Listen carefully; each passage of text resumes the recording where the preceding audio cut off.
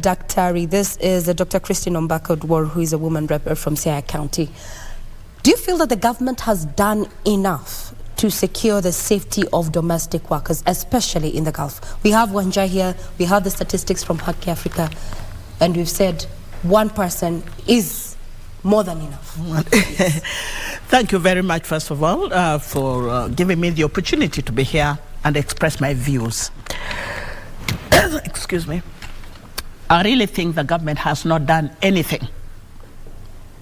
That is one thing I want to emphasize. The government has not done anything because the story of the women suffering in the Gulf or in the Arab world, women who have gone there to work, every time they come back, they come in a coffin. People have raised questions. People have complained.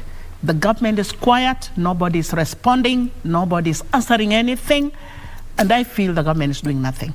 Because it's only last week that there was a lady in the social media feeding cats. Dogs are and I was told that that was happening in Saudi Arabia.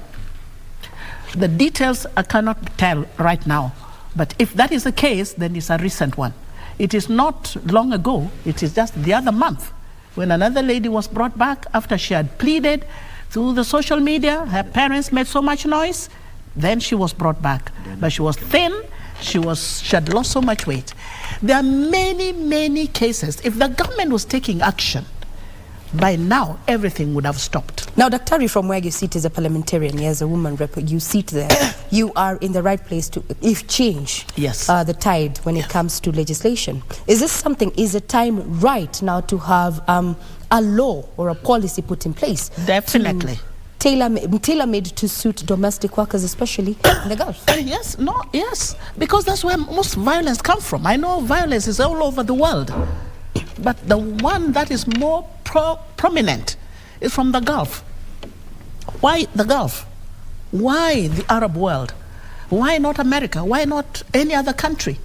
I know people die in other countries and they come back in a coffin.